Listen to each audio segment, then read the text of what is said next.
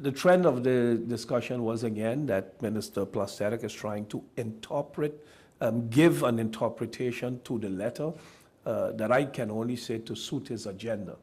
And the interpretation of it is, and you just saw me on my phone, it's because there was a Dutch reporter who wants to speak to me on the flat-out rejection by St. Martin to the Dutch aid. Now, that is so ridiculous. St. Martin has accepted Dutch aid from the very first day. We have said, yes, we welcome all aid we would get from any and every country, from any and everybody. The situation on St. Martin is one that is almost like unimaginable, the impact the hurricane has had. So for the government of St. Martin to walk around rejecting aid from what would most likely and definitely, let's say, be the biggest donor would be crazy. But what we have seen over the past weeks is an attempt to undermine the credibility of the government of St. Martin. There were news reports about the corrupt government in St. Martin, that the government of St. Martin is willfully withholding aid, relief material that was sent to St. Martin, photos appearing on Facebook and in the national media and things like this. Things that are absolutely not true. Now, in the letter, the Dutch government is finally saying, we won't, the aid comes with conditions.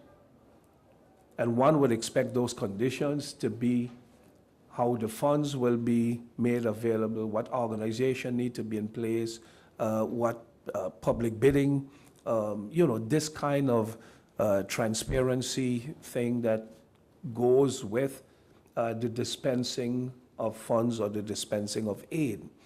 But two issues that have absolutely nothing to do with the conditions after Irma, the conditions of the hurricane, which Minister Bosman so ably, with facts, showed why there is absolutely no reason for the Dutch government to want to take control of immigration and border control.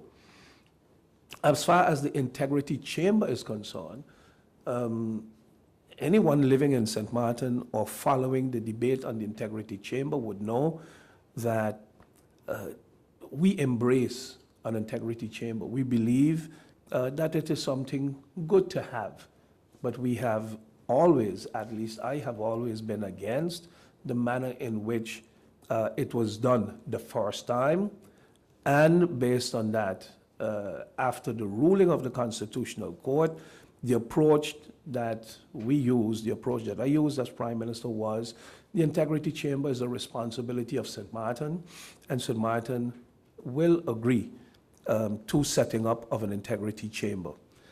This never had the approval of Minister Plasterk because he felt it is something that the Dutch should do, the Dutch should control, because they need to put an end to corruption in St. Martin. All the reports that were written, if we peruse the reports, it is said, it is alleged, it is suspected, it is rumored, it is said. None of it fact, none of it ever established, none of it ever documented as such that one can say on April 4th, X amount of drugs were found in the government office. On September 6th, this deal or this arrangement was made between a drug dealer and a minister. None of these things are documented. None of these things are fact. We must realize St. Martin is a country that is 7 years old. The 10th of October, we just celebrated our 7th anniversary as a country. Would we, as a 7-year-old country, make mistakes? Absolutely yes. Would we, as a 7-year-old country, have issues? Would we have integrity breaches? Most naturally. Holland does, the United States does, France, all our countries, you would have integrity breaches. Are we dealing with our integrity breaches? Yes, we are dealing with them, and we have enough cases where there were integrity breaches and the government and the institutions established legally in the country of St. Martin, we have dealt with them. One of the excuses Minister Plaster continues to use is that he had an agreement signed off in 2015 with the government then, and he wants that agreement enforced. Now, part of the agreement was already struck down as well by the Constitutional Court. Besides that, one of the things that Minister Plaster keeps hammering on is that in the agreement they had between him and the government then, there were agreements that he wants back in this agreement. And I'm saying then, and I would say now, and I would say tomorrow, Parliament is the legislative body of St. Martin. Parliament is where laws are established. A minister bilaterally cannot make a law binding for St. Martin. I cannot sign, which was the case in 2015, I cannot sign an agreement with Minister Plasterk saying the Parliament of St. Martin will, because then I am actually doing something in conflict with the Constitution of St. Martin, for which I have taken an oath to uphold and defend that Constitution. I cannot issue an instruction to Parliament, tell them this is legislation and you will have to approve this by the 31st of October. I cannot do that. I cannot sign an agreement with neither the Dutch government, with neither the French government, with no government that results in legislation. I can sign an agreement saying we agree to allow the government to do this. We agree to do that. But once it has to do with legislation, with a law, the only lawmakers are Parliament. I cannot make a law in an agreement with a minister, whether it's Minister Plasterk or whichever minister from whichever country, and say, now this becomes binding on the Parliament of St. Martin. They cannot change it. They cannot vote against it because this is an agreement that I make. Then we may as well suspend Parliament, send them home, and let the Dutch minister sit on the seat of Parliament and make laws for St. Martin. Now, what have we done as far as this integrity chamber is concerned? Everybody knows, thanks. Everybody knows the battle that we've had that resulted in the Constitutional Court striking it down. Since then, what has happened? Minister Plasterk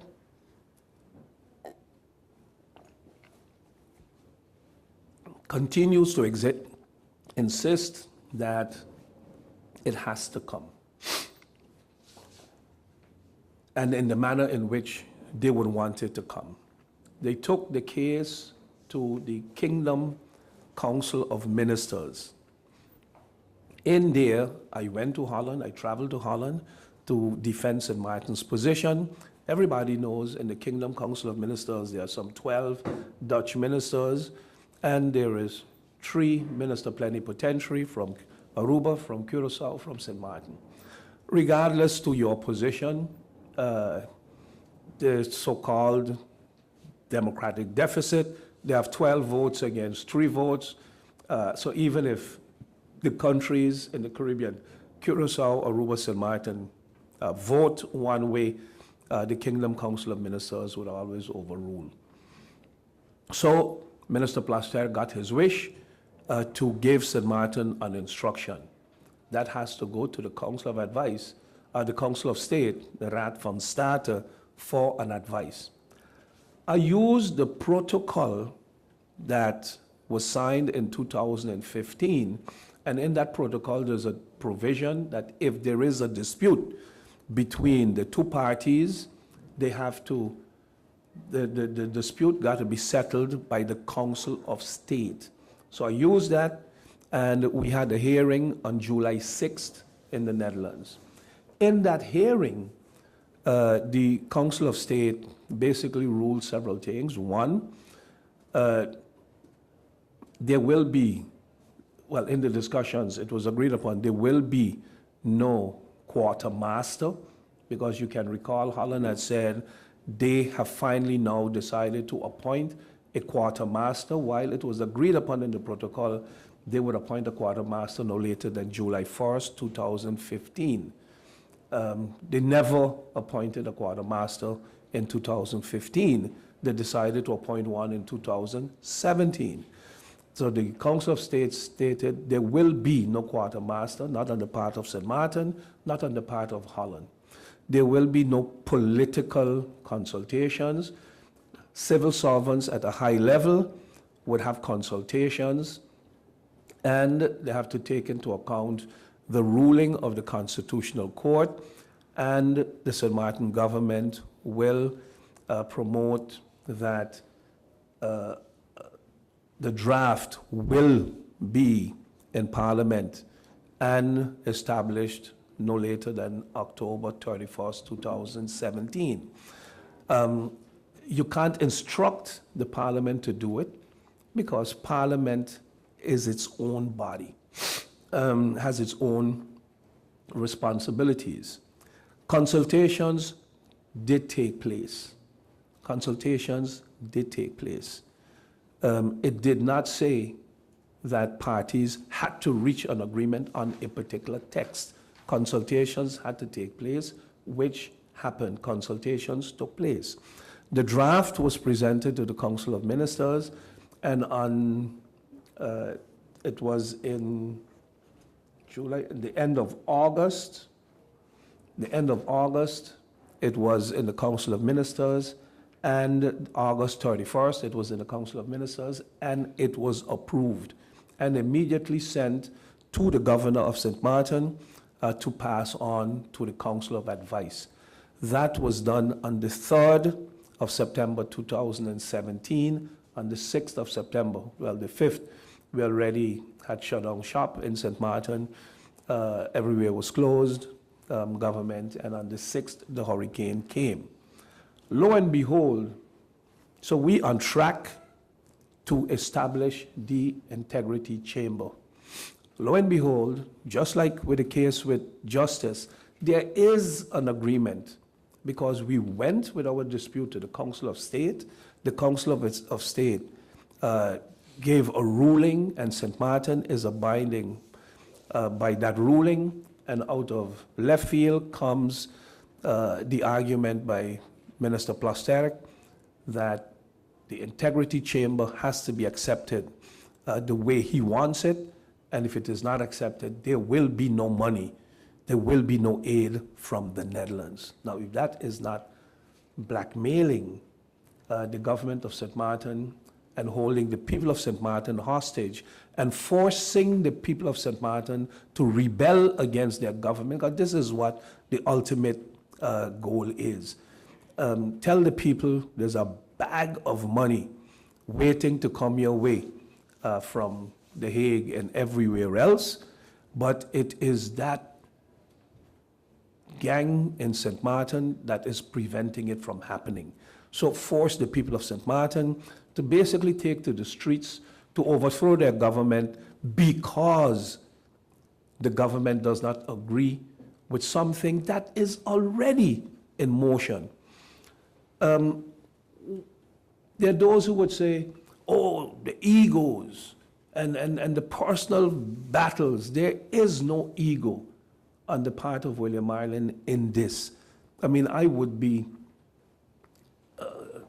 crazy to actually block aid from coming to the people of St. Martin, people who are losing their jobs, people who are homeless, people who are roofless.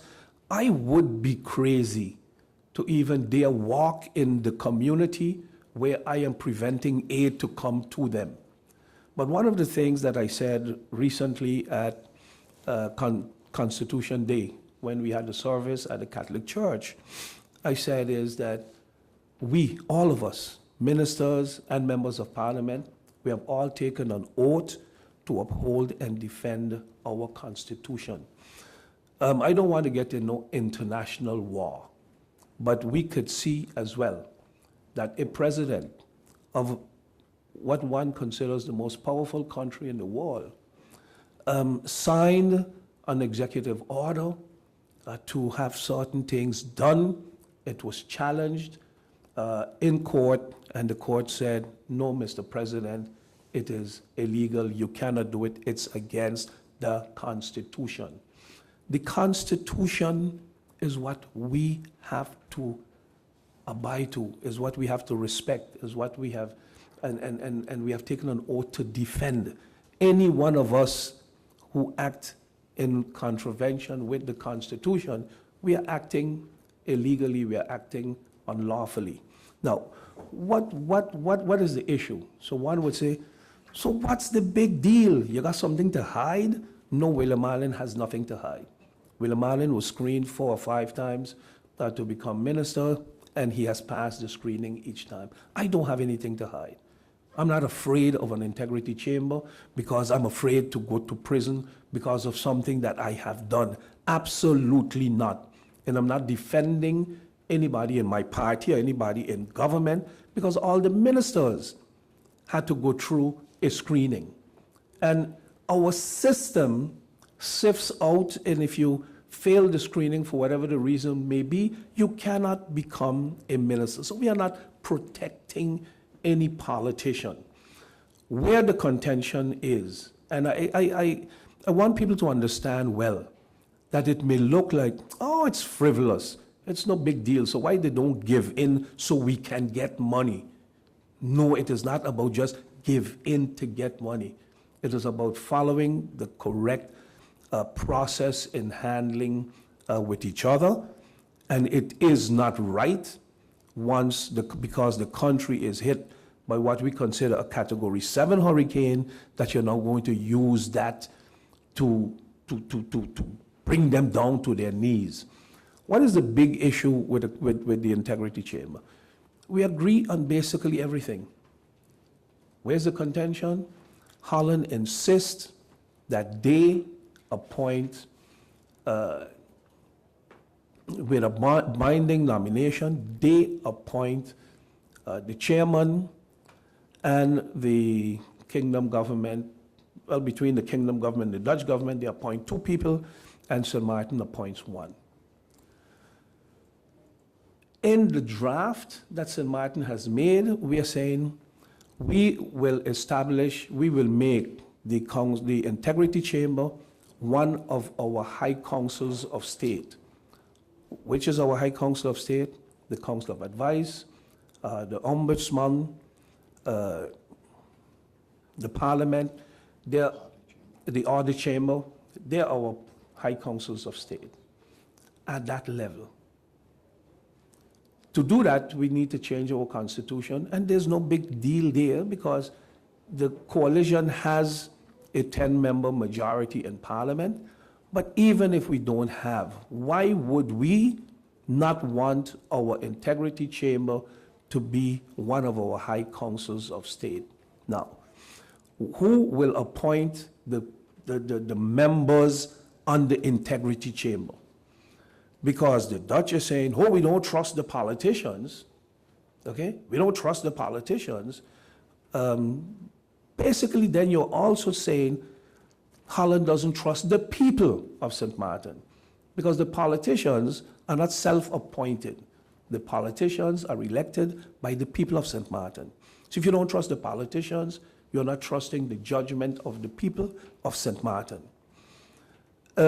But what we have done, we have said no, the politicians won't appoint anybody, because if you appoint, then it would be told, oh, you appoint Peter, you appoint Paul or Mary because they're your friends or they're your cronies. In our legislation, we have one person. Binding nomination will be put forward by the Court of First Instance of St. Martin, Curaçao, Aruba, Sabre Station, Bonaire. So one person put forward by the court. Another person put forward by our audit chamber.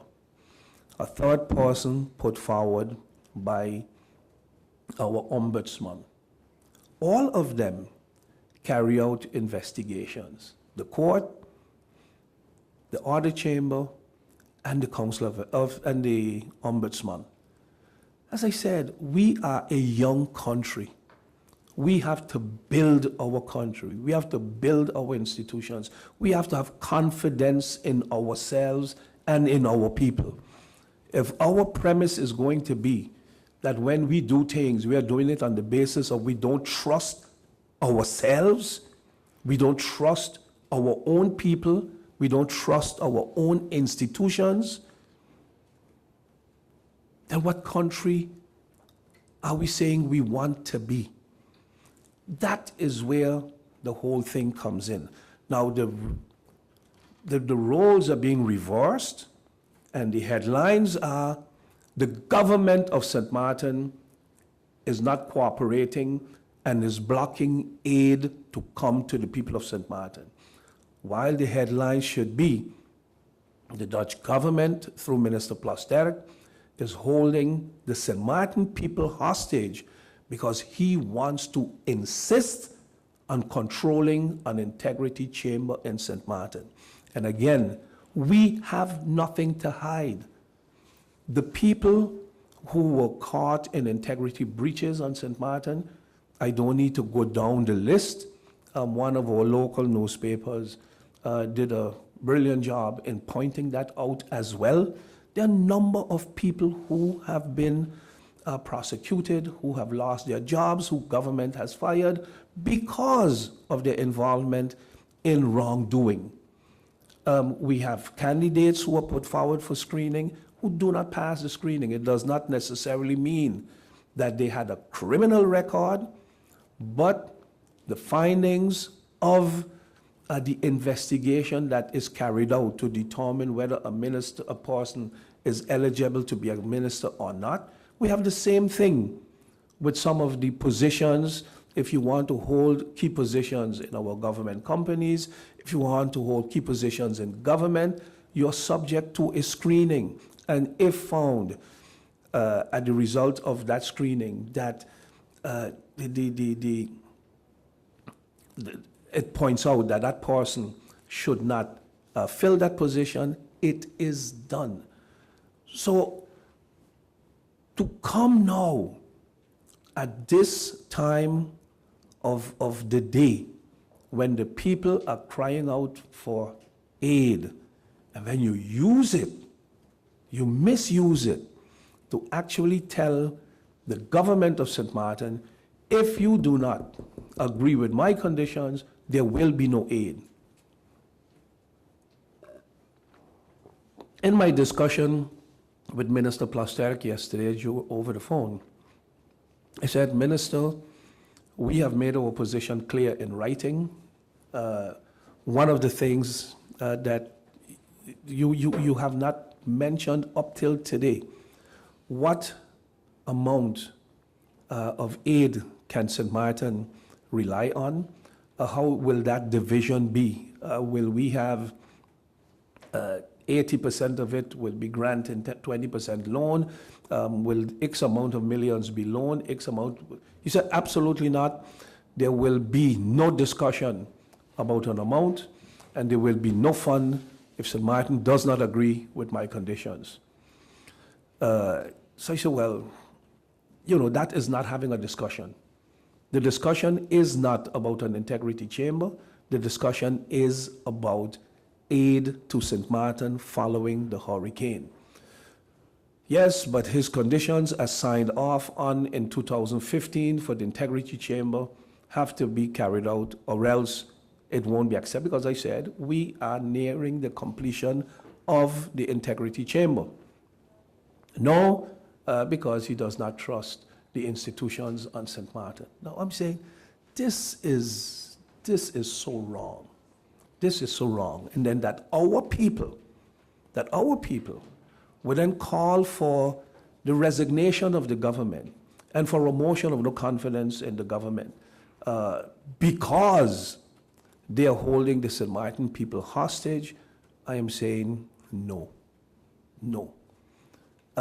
We need to, as a people, take stock and see what is being done to us as a people, rather than blindly only looking at there's a bag of money.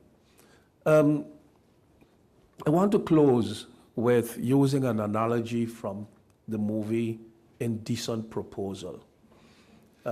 Those of you who looked at that movie or heard about it, and where a young couple went to a casino and lost everything. And when they were there in their desperation, up come this millionaire guy and said, I realized you lost all of your money and you came to the casino actually to win. But I can help you. I can give you $1 million. And the couple look at each other. And the millionaire guy says, but there's a condition. Those of you who saw the movie know what the condition was. Those of you who did not see the movie, Google it, look it up, and you will find out what the indecent proposal was. But like I said in church on Constitution Day, and I asked the members of the clergy, because several churches on St. Martin were severely damaged by the hurricane, some more than the others. But any church that was damaged by a hurricane and any benefactor came forward and say, hey, I am willing, just like the Dutch now is doing, I'm willing to provide aid. Would you accept $100,000? Absolutely yes. Why not? But then there are conditions. And if the condition is that once you accept the aid, the one who gives the money decides who will preach in that church, on what day there will be service in that church, and from what time to which time, and the content of what will be preached in that church from henceforth. And when I look, there was not one pastor who would want to accept aid under those conditions. Then I asked the congregation, the people who were there, if your house was damaged by hurricane and somebody came forward and say, I have $100,000 to help you put back on your roof, would you accept? And I'm sure any one of you in here today, now, and those who are listening, if you were asked to accept aid for $100,000 to help put back on your roof, regardless to who you were or who you are, I'm sure you would say, of course. But then comes the condition. I will provide aid only if I decide which room you can sleep in, who can be in the room when you're in that room, who can visit, when they can visit, and if your family and friends are allowed to visit. And then the question would be, would you accept aid under those conditions? And that is the situation that St. Martin is being forced into. Can William Marlin and Raphael Boseman and the rest of the Council of Ministers write a check to provide the aid? No. No, they can't. But should we, because we are the government, accept aid for the people of St. Martin under any and all conditions? And again, let me stress here, while it may look like frivolous conditions, while it may look like, what's the big deal? Give it to them. Give it to them. Because then I can also then turn and tell, for instance, a church, what's the big deal? You already have your faith and your belief, so let whoever want to preach, let them preach. And so what you prefer? You prefer not to have a roof over your head or the guy put on the roof? All he is telling you is you can't sleep in that room, you got to sleep in this one, or your aunt can't visit. So then you go by your aunt. But we would not accept those conditions. So it is not that St. Martin is rejecting aid. St. Martin is saying, aid, yes. Aid, absolutely yes. But Holland, please revisit your conditions.